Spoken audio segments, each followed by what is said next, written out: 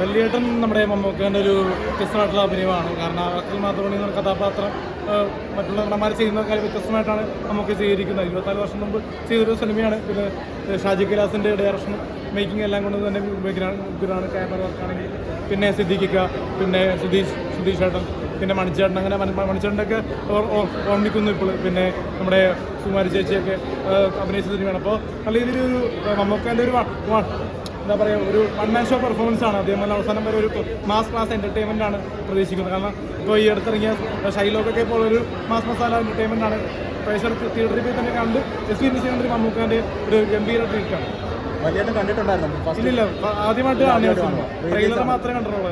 TV പരസ്യം മാത്രമേ ഇടയ്ക്ക് കാണുന്നു.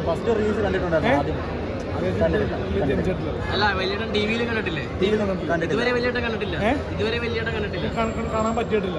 കാരണം ഇടയ്ക്കിട്ടൊക്കെ കാണുമ്പോഴേ ഫുള്ളായിട്ടൊരു ദിവസം കാണാൻ പറ്റിയിട്ടില്ല. കാരണം എല്ലാ വെള്ളിയാഴ്ച പടങ്ങൾ ഇറങ്ങിക്കൊണ്ടിരിക്കുന്നുണ്ട്. കാണാൻ പുതിയ പഴയ പടയം കൊണ്ട് കാണാൻ തോന്നിയില്ല. പിന്നെ ഇത് തിയേറ്ററിൽ ഇറങ്ങിക്കൊണ്ട് മാത്രം ജസ്റ്റ് കാണാൻ പറ്റിയതാണ്. ഓക്കെ, റിലീസ് ചെയ്യണമെന്ന് ആഗ്രഹിച്ചിട്ടുള്ള ഒരു പടം ഏതായിരിക്കും? ഞാൻ ഭയങ്കര മമ്മൂട്ടി ഫാനാണ്. നമുക്ക് എനിക്ക് ഭയങ്കര ഇഷ്ടമാണ്. കുറച്ച് പടങ്ങളിലൊക്കെ വർക്ക് ചെയ്തിട്ടുണ്ട്. പക്ഷെ മമ്മൂട്ടിയുടെ ഒരു മാസ് പടം ചെയ്യണം എന്ന് എനിക്ക് ഭയങ്കര ആഗ്രഹമായിരുന്നു. ഞങ്ങളൊക്കെ ഇൻഡസ്ട്രിയിൽ വന്നിട്ട് വളരെ കുറച്ച് വർഷങ്ങളെ ആയിട്ടുള്ളൂ. എനിക്ക് ഭയങ്കര ഇഷ്ടമുള്ള സിനിമകളുണ്ട്. മമ്മൂട്ടിയുടെ പെർഫോമൻസ് ഡ്രിവൺ ആയിട്ടുള്ള പണ്ടത്തെ കുറേ പടങ്ങളുണ്ട്. അതിപ്പോൾ തനിയാവർത്തനം എൻ്റെ ഒരു പേഴ്സണൽ ഫേവറേറ്റാണ്. തനിയാവർത്തനം അപ്പം പുള്ളി ചെയ്തിട്ടുള്ള ഒരുപാട് നല്ല സിനിമകളുണ്ട്. കിങ് എനിക്ക് ഭയങ്കര ഇഷ്ടമുള്ള ഒരു സിനിമയാണ്. വെള്ളിയേട്ടൻ ഇതുപോലെ നമ്മൾ ഒരുപാട് പ്രാവശ്യം കണ്ടിട്ട് ടിവിയിലും CS1630 വാഹനം മാറ്റിക്കൊടുക്കുന്നതാണ്. ശ്രദ്ധിക്കുക, KS01CS1630 വാഹനം മാറ്റിക്കൊടുക്കുന്നതാണ്.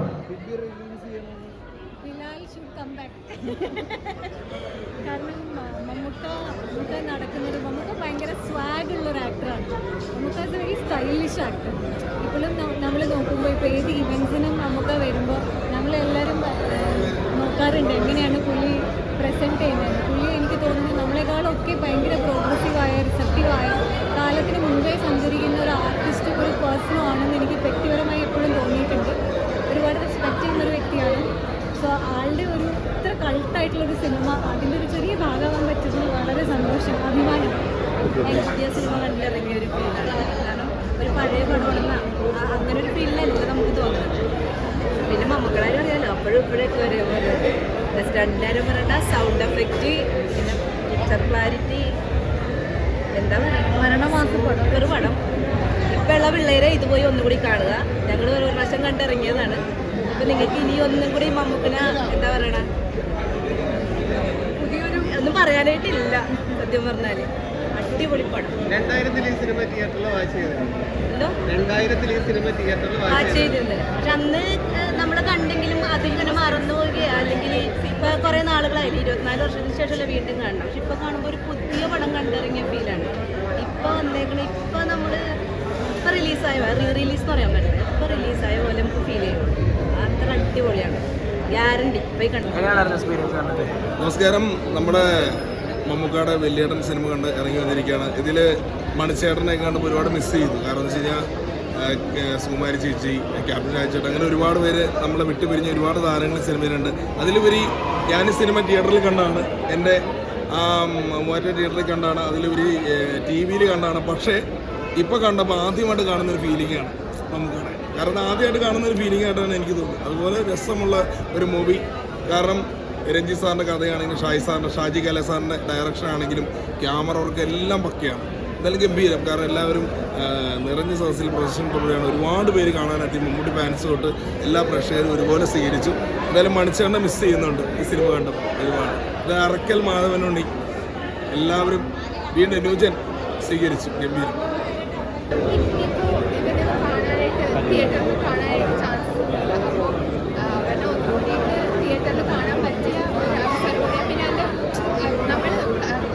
ടിവിയിലോ അല്ലെങ്കിൽ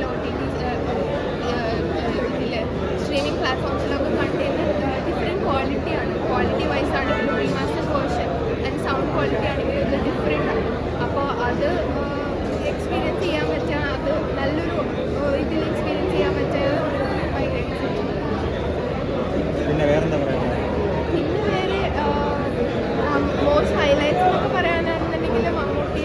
ഹൈലൈറ്റ് ആയിട്ട് തോന്നിയിട്ടുണ്ടോ എന്താ വീണ്ടും കാണുമ്പോൾ നമ്മുടെ കുറേ ഫേമസ് ആയിട്ടുള്ള കുറേ ഡയലോഗ്സ് ഒക്കെ ഉണ്ടാവും. പിന്നെ അതുപോലെ ഫൈറ്റ് എന്തെങ്കിലും ചേഞ്ച് വന്നിട്ടുണ്ടോ പഴയ സിനിമ അതിൽ പുതിയ വീണ്ടും റിലീസ് ചെയ്യുമ്പോൾ എന്തെങ്കിലും അതിൽ ചേഞ്ച് വന്നിട്ടുണ്ടോ? അങ്ങനെ ഒന്നുമില്ല, സെയിം തന്നെ. സൗണ്ട് ആൻഡ് വിഷ്വൽ ക്വാളിറ്റീസ് ആണ് നമ്മൾ മെയിൻ ഹൈലൈറ്റ് ആക്കി.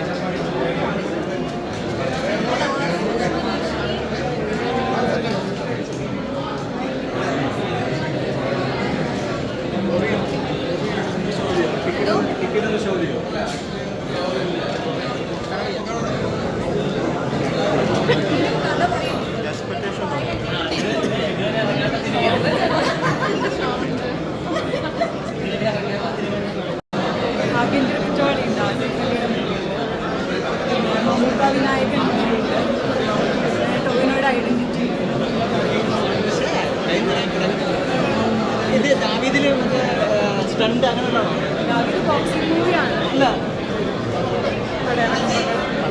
റിവീൽ ചെയ്യാൻ പാടില്ല.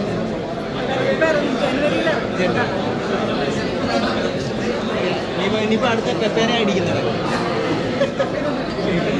എന്തായാലും പടം ജനുവരിയിലാണ്. എല്ലാവരും ഫാമിലി മൂവിയാണ്.